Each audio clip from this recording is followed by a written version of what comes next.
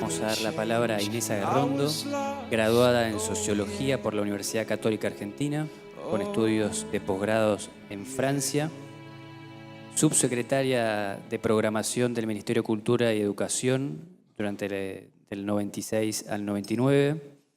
Tiene 30 años de experiencia como funcionaria de la Unidad de Planeamiento del Ministerio de Educación, experiencia en planificación educativa, profesora en varias maestrías y consultora de organismos internacionales. Así que su ponencia se titula Yo tengo un sueño. Yo voy a tratar de ayudarlas y ayudarlos a hacer este viaje entre dónde estamos y dónde queremos llegar. Vamos a empezar entonces tratando de hacer un primer momento de introspección, de ver, bueno, con su compañero y compañera de al lado, por favor, en un ratito, pueden anotar 2 palabras o 3 palabras que signifiquen qué sueño tienen hoy. ¿Cómo han venido acá? ¿Cómo piensan emprender esto que nos queda? Queda entonces anotado un poquito a dónde queremos llegar, ¿sí? Por lo menos qué es lo que intuitivamente estamos pensando, cómo avanzar. Yo voy a tratar, como les digo, de que desde donde estamos ahora tratemos de ver algunas líneas, algunas formas en que podemos avanzar en los distintos sueños. ¿De dónde partimos? Creo que hay un diagnóstico bastante común. Todos sabemos estas cosas que están puestas ahí, no necesito repetirlas. Y todos sentimos, como decía Matías, que la escuela que fuimos no es esta, que el alumno que fuimos no es este que tenemos hoy, y que esto nos presenta un reto muy especial. Pero a mí me parece que más que pensar o más que fijarnos la atención en cuál es la situación, describiéndola, que es lo que hacemos, es bueno empezar a pensar cuál es la causa, por qué pasa esto. Yo tengo una hipótesis, no es mía, es una hipótesis compartida por muchos, pero creo que es muy potente y muy interesante. Creo que estamos viviendo un momento de cambio fenomenal, impresionante, entre 2 eras. La sociedad industrial y la sociedad del conocimiento. Una sociedad que fijaba su capacidad de subsistencia, su riqueza en la producción de bienes materiales, hacia una que pone el énfasis en el conocimiento. Y lo que nos pasa es que la educación se ocupa del conocimiento. Y en estas 2 sociedades, conocimiento y educación quieren decir cosas distintas. Solamente un dato. La sociedad que conocimos tenía una solución de educación para ciertos sectores sociales. Necesitaba que un grupo de gente pudiera pensar, pudiera conducir, y el resto se venía a ser los seguidores, a poder hacer otro tipo de trabajos, etc. En la sociedad que viene, todos tienen que poder pensar, todos tienen que poder decidir.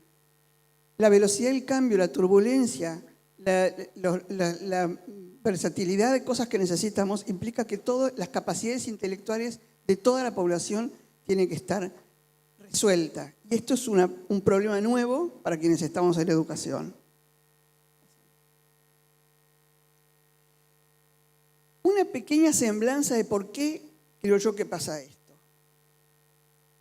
Nuestra escuela, la que nosotros conocemos, se generó a finales del siglo XIX. ¿Se acuerdan en el secundario cuando estudiábamos, y ustedes muchos lo deben dar, un momento que se llamó la época de la era de los grandes inventos? ¿Se acuerdan que nos decían, como nos dijo Matías, que el surgimiento de la imprenta, la máquina a vapor, todas estas cosas cambiaron radicalmente, no solamente los aspectos económicos de la sociedad, la vida cotidiana y el pensar de la gente? Ahora, ¿por qué surgieron esos grandes inventos? Porque pasó una cosa muy por debajo, muy poco notable en la evidencia, pero muy real, que fue que cambió la manera de pensar sobre cómo funciona el mundo. Se desarrolló lo que hoy llamamos la ciencia experimental, la ciencia positiva, eso que normalmente se llama el paradigma de la física de Newton, que creía que el mundo tenía leyes universales, permanentes, que la ciencia, conociendo estas leyes universales, iba a poder generar el progreso continuo. Tanto así que no sé si repararon que la bandera de Brasil, que tiene una tirita en el mundo que dice orden y progreso, ¿sí? Fin del siglo XIX, se pensaba en el progreso permanente de la humanidad a partir de la ciencia. A fines del siglo XIX hay una conferencia famosa de un lord inglés que dice que todo lo que habría que ser descubierto estaba descubierto, que la ciencia había llegado a su máxima potencialidad. Fin del siglo XIX. Oh, sorpresa.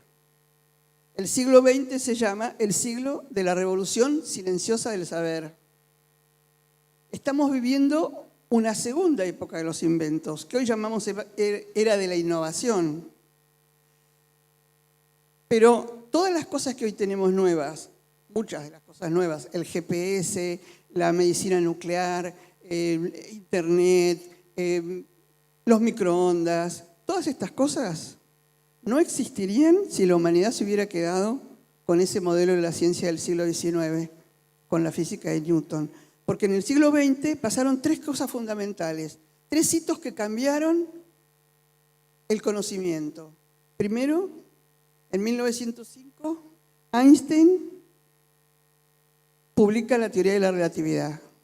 En 1915 aparece los albores de la teoría cuántica, que se ocupa del microcosmos, una parte que la física de Newton jamás había pensado, lo chiquitito, lo nano. Y a mediados de siglo, en los 30, 40, 50, se desarrolla lo que hoy se llama la teoría de los sistemas complejos no lineales.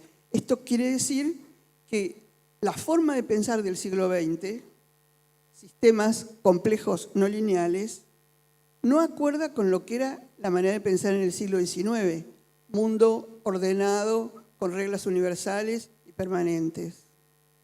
Estos chicos del nuevo milenio piensan desde lo dinámico, piensan desde las divisas alternativas, piensan desde la ruptura de reglas.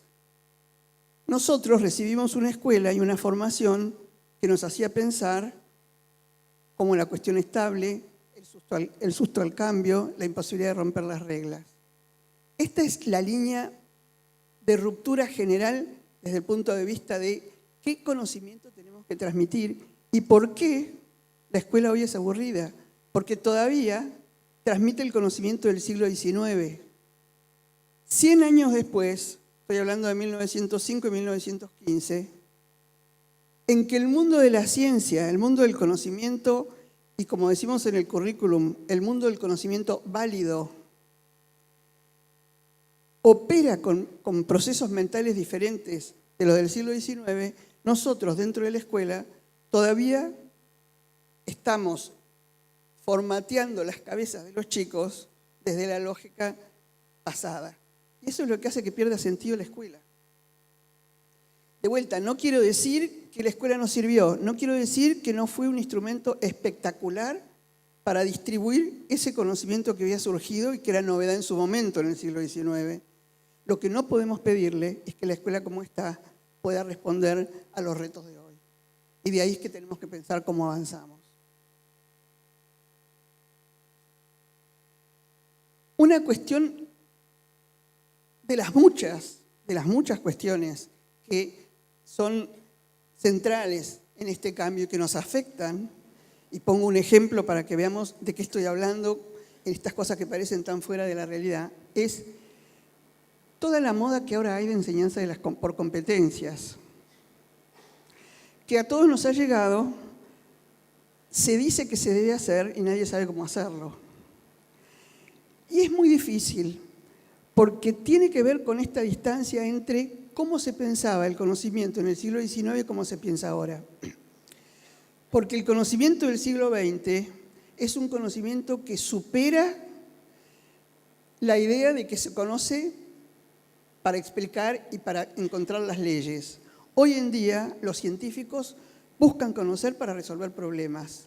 No tiene sentido el genoma humano si no es para poder aplicarlo a mejorar ciertas cuestiones. No tiene sentido el desarrollo de las energías alternativas si no es porque hay futura escasez en el petróleo. No tiene sentido, etcétera, etcétera. Cuando uno mira cómo se desarrolla el conocimiento en este momento, es porque se busca resolver problemas. Y cuando queremos resolver problemas, no nos alcanza con la mirada disciplinar. ¿Cómo se hace en la escuela de hoy para poder incluir, por ejemplo, lo que todos sabemos que es una gran preocupación, que es la cuestión del medio ambiente y el deterioro del medio ambiente? ¿Qué resolución tenemos para eso? ¿Se enseña en la escuela? ¿Sí o no? ¿Y quién lo enseña? ¿Pero en qué disciplina se enseña? En todas, en muchas, en algunas. El sistema escolar ha inventado un artilugio excelente que es inventar los transversales. Los transversales hacen eso, toman problemas y se nutren de disciplinas. En realidad, esto significa que como hay que tener problemas para poder resolverlos, entonces tenemos que sacarlos de las disciplinas. No digo que las disciplinas no sirvan. Lo que digo es que la mirada disciplinar necesita complementarse para poder aplicarla a la realidad de poder hacer cosas. Esta es la gran diferencia entre la ciencia del siglo XIX y la ciencia del siglo XXI.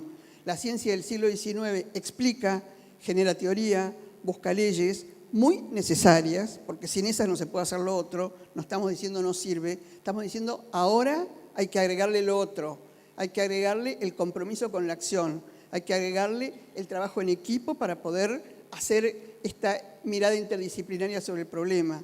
Hay que agregarle el funcionamiento por proyectos para que las disciplinas puedan tener un sentido en el hacer del currículum.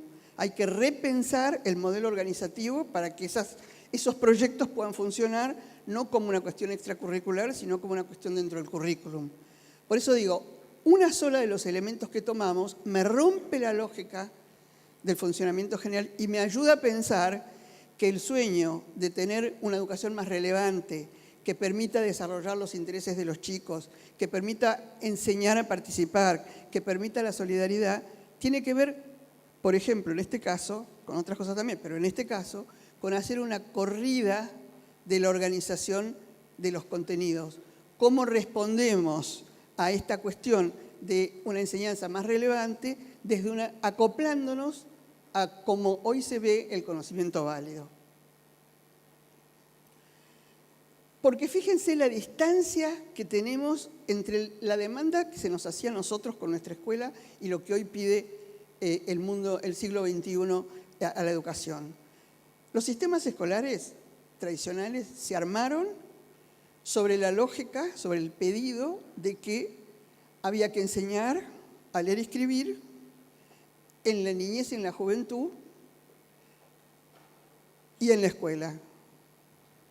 Hoy, ¿qué se nos pide? Que la gente aprenda, que todos tienen que aprender. O sea, el énfasis en la enseñanza ha dejado lugar a fijarnos que enseñar no es equivalente a aprender. Hay una diferencia. No es aquello de que, ¿qué pasa con este alumno que no sabe si yo se lo enseñé? Hay una distancia entre el aprendizaje y la enseñanza, y lo que se prioriza hoy es dar las oportunidades de aprendizaje a todos. Entonces, no solamente a leer y escribir, sino a las competencias del siglo XXI, que hay mucha discusión sobre qué se tratan, pero las competencias del siglo XXI seguro que son algo más que leer y escribir, a lo largo de toda la vida, y no durante la niñez, y entonces en múltiples entornos de aprendizaje. Estas nuevas demandas se nos piden a la escuela formateada desde la lógica tradicional. El salto, el sueño, es cómo encuentro ¿Cómo encuentro los caminos que me permitan ir de manera progresiva logrando estos objetivos? Ahora sí. Entonces tenemos la enseñanza tradicional, el modelo tradicional y el aprendizaje del futuro. Y en cada uno de estos elementos podemos encontrar formas y caminos para ir cumpliendo el sueño que ustedes pusieron, porque lo que todos pretendemos es enseñanza significativa, que todos nuestros chicos estén contentos aprendiendo, que todos se enganchen, etcétera, etcétera. Permitirles explorar y hacer, trabajar dialogando y cooperativamente, reconocer que hay distintas puertas de entrada, que hay múltiples inteligencias, que se aprende gracias a experiencias organizadas, que todos se pueden enseñar entre todos, hay una organización flexible, etcétera, etcétera. Pasa porque quiero pasar el video. Entonces, la situación actual es que estamos en un momento en el cual lo viejo se está terminando y lo nuevo está saliendo. ¿Qué es esto nuevo? Quiero mostrarles una experiencia. A ver si por favor me ayudan los de la consola allá atrás, que es una experiencia de las escuelas jesuitas de Barcelona, que hace 5 años que se están preparando para esto. Primero vamos a ver algunas escenas de escuela tradicional y después vamos a ver de qué se trata la experiencia y vamos a mirarla un poquito después. A ver, por favor.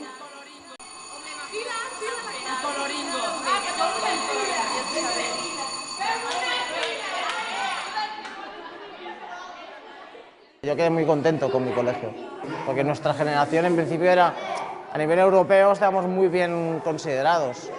Ahora representa que los críos han tenido que buscar las escuelas, tienen que buscar su sistema para recuperar un poco el nivel. Los alumnos desmotivados, las clases muy costosas, resultados académicos que por mucho que repitas las actividades no acaban de mejorar. Venga, vamos, Coger el libro y leer lo que hay y comentar, lo puedo hacer ahora como hace 20 años. A los profesores no ha hecho falta convencerles porque ya era un grupo de profesores que pedía un cambio inminente.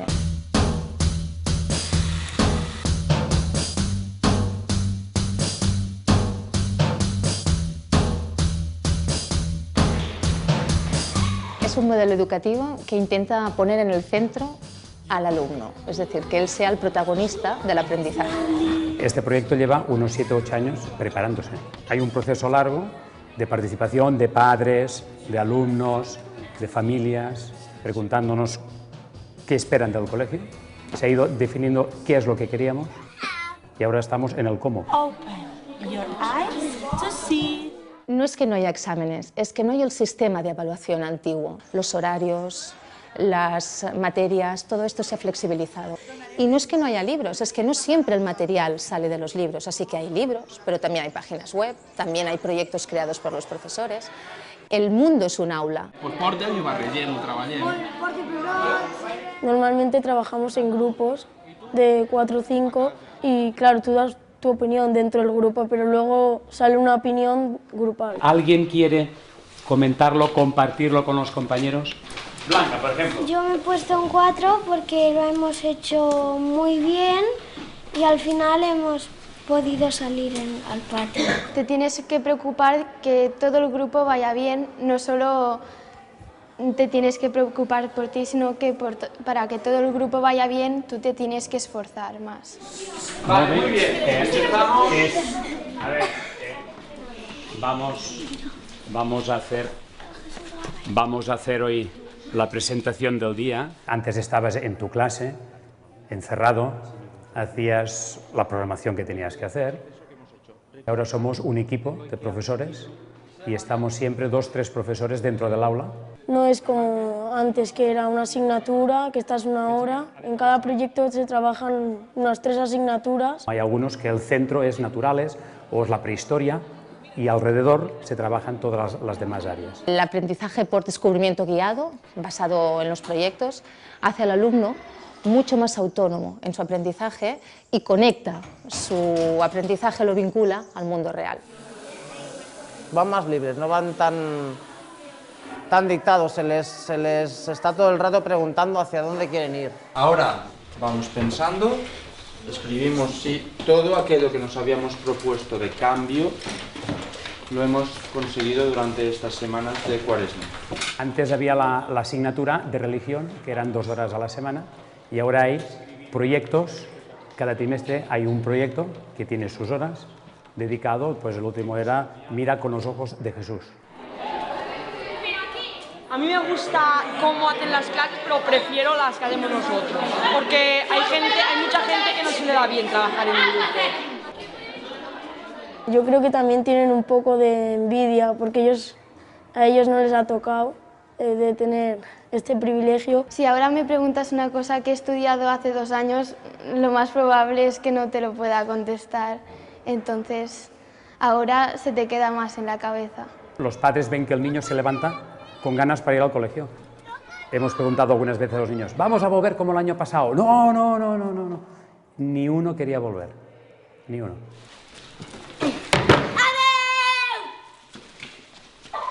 ¡Estimo clase! ¡Y ya dame clase!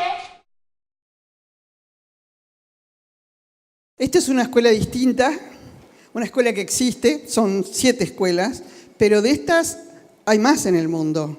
No es la única experiencia. Esta es un poco la tendencia y fíjense que en términos de lo que sería nuestra realidad, veríamos desorden, veríamos una disciplina totalmente distinta, veríamos toda una serie de cosas que, bueno, acá, pásame un poquito, hay una serie de ítems que no tenemos tiempo de ver, de, bueno, qué características tiene este modelo y cómo se podría funcionar. Pero para terminar, porque ya se me acaba el tiempo, me gustaría que tomáramos 2 minutos para que vuelvan a la reflexión del inicio y vean a raíz de estos pequeños, o un ratito que podemos conversar sobre cómo sería la orientación del sueño, qué piensan que pueden cambiar y qué compromisos se hacen para poder dar el primer pasito hacia el sueño que tienen en este año. Compromiso que tiene que ver con muchas de las cosas que se escucharon en las 2 intervenciones anteriores y también con lo de ahora. Estamos agotando el tiempo. Esto es una mirada de las muchas que hay, de los posibles sueños, pero creo que el sueño que todos tenemos es el sueño de validar una educación mejor para nuestros jóvenes, para nuestros chicos, y sobre todo espacios de, yo diría, de mayor salud entre todos, de sentirnos nosotros también validados como docentes y validar a nuestros chicos, tener las creencias que necesitamos para poder salir adelante y finalmente que con esas bases podamos iniciar el camino de un sueño que sabemos que es complicado, que sabemos que quizá no lo terminemos de lograr entre nosotros, pero que sí podemos dejar sentadas las bases para ir caminando entre todos. Esto no es un viaje individual, es un viaje colectivo. Podemos avanzar entre todos para lograr estos sueños. Muchas gracias.